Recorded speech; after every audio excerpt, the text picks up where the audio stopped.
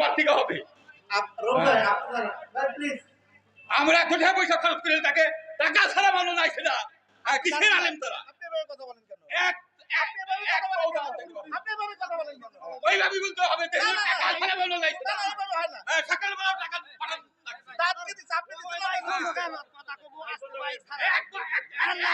দেখতে দিব না যদি এখানে দহম করে ভালো লাগে এইবার পাওনা লাগি পুরো ভালো এক পাও যাইতে দিব না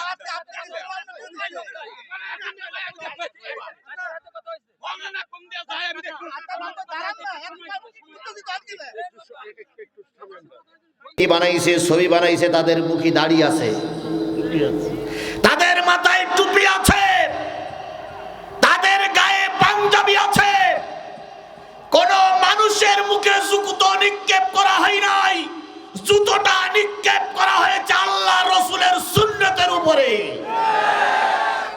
জুতোটা নিক্ষেপ করা হয়েছে আল্লাহ রাসূলের উত্তরসূরি ওলামাদের উপরে জাতি আজকে হতভম্ব হয়ে গেছে যে ৩৬ জুলাইয়ের পরে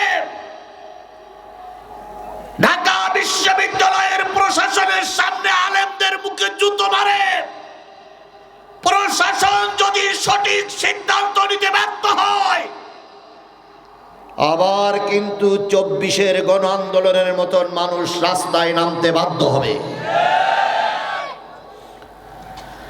এটা শেখ হাসিনার দেশ নয় এটা ভারতের অঙ্গরাজ্য নয় এটা 18 কোটি মুসলিম দেশের স্বাধীন বাংলাদেশ আমরাও সেদিন সাইদির মৃত্যুর পরে ঘোষণা করেছিলাম এক সাইদি কারাগারে লক্ষ সাইদি ময়দানে কথা বলে ঠিক না ঠিক এক সাইদির জানাজা করতে দেওনি আমি উল্লাপাড়ায় বলে গেছিলাম সাইদির জানাজা করতে দেওনি তোমাদের বাংলার জমিনে কবর হতে দেওয়া হবে না একথা আমি বলে গেছিলাম আপনাদের মনে আছে কিনা আমি জানি না সেদিন বলেছিলাম সাইদির জানাজা যারা করতে দেয়নি তাদের কবর দিতে দেওয়া হবে না দেখেন সেটা কবুল হয়েছে না হয়নি আল্লাহর কসম এই যারা পালাই গেছে এদের কবর বাংলার জমিনে আর হবে বলে মনে হয় না বলেন তো শেখ হাসিনা রহমতুল্লাহ আলাইহির ব্যাপারে ফাঁসির রায় হয়েছে না হয়নি এই কথা বলেন হয়েছে না হয়নি এখন উনি কি আর ফিরে আসবে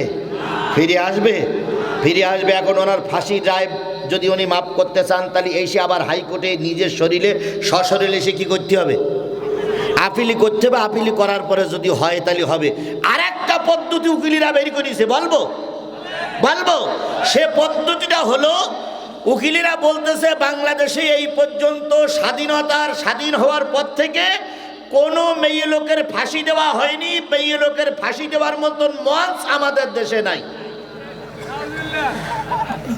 তারপরে বলে নাউজুবিল্লাহ আচ্ছা বলতে থাকেন মেয়ে লোকের ফাঁসি দেওয়ার মতন কোনো মঞ্চ বাংলাদেশে নাই সব পুরুষ লোকের জন্য মেয়ে লোকের কখনো ফাঁসি হয়নি হয় আমৃত্যু হয়েছে না যাবজ্জীবন হয়েছে কিন্তু ফাঁসি হয়নি এখন যদি শেখ হাসিনা ফাঁসির থেকে বাঁচতে চায় তাহলে পেটে একটা বাচ্চা নেওয়া লাগবে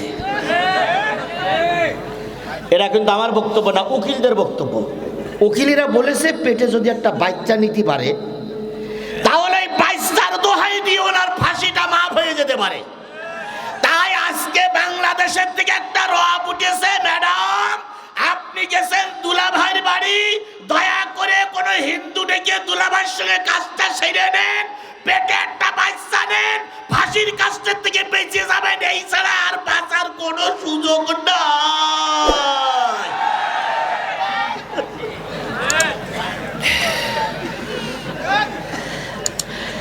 ঠিক তো জিহাদি বলে কিন্তু আবার জিহাদির কাছে দিতেও কেউ কম পারে না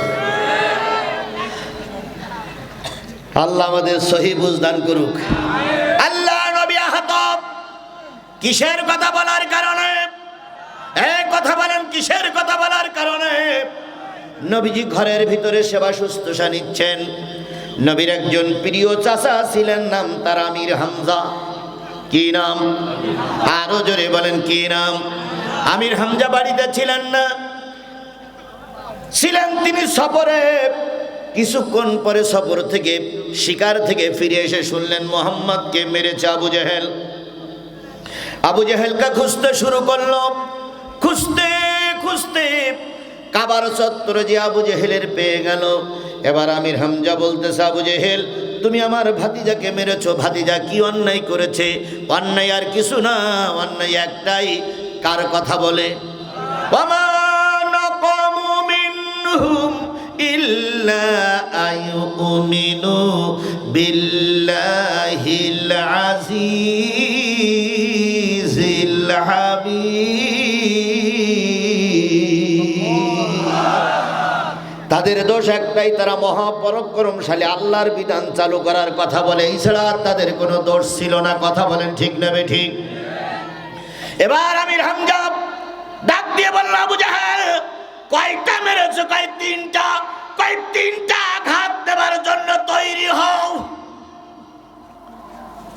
কথাই বলে শক্তরে ভক্ত নরমের জম। আবু জেহেল বলতেছে, শোনো তুমি যদি আমার গায়ে হাত তোলো কাজটা বলো ঠিক হবে না।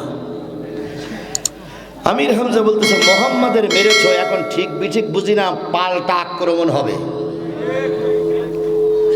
কথা কি ক্লিয়ার? কথা কি ক্লিয়ার? আমির হামজা তরবারি বের করে আবু জেহেলের মাথায় তিনটা আঘাত করলেন। ফিনকি দিয়ে রক্ত বাহির হলো। সাথী সঙ্গী যারা ছিল তারা প্রতিশোধ নেওয়ার জন্য আসতেছিলেন। আমির হামজা বললেন, আবু জেহেল বলল, থামো, এখনই যদি প্রতিশোধ নাও। আমির হামজা উল্টো পিঠ দিয়ে আঘাত করেছে, যদি তরবারিটা ঘুরায় আর যদি সোজা পিঠ হয়, এখন তো মাথা ফেটে গেল, তখন হয়তো কাল্লার জায়গায় মা কাল্লা থাকবে না। প্রতিবাদ করো না, চুপ করা। আমির হামজা যেতে দাও। আমির হামজা চলে গেলেন রসুলের বাড়িতে। রসুলের বাড়িতে যাওয়ার পর বাইরের থেকে ডেকে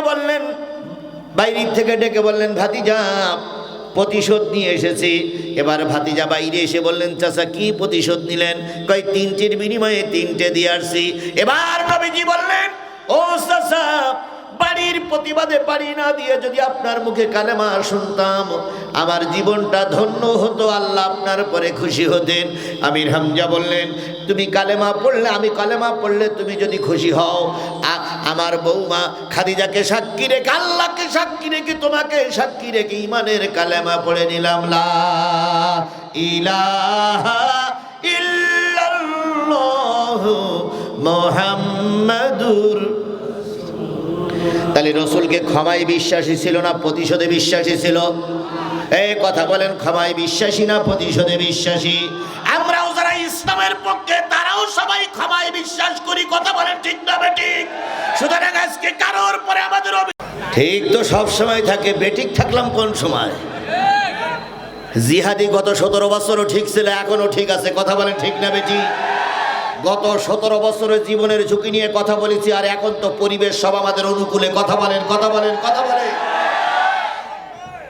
এরকম কথা বলা হয়েছে, সোহেল ভাই বাইরের থেকে সালাম দিয়ে চলে গেছে আর বলে গেছে, ভাই আপনি জান আমি পাশে আছি।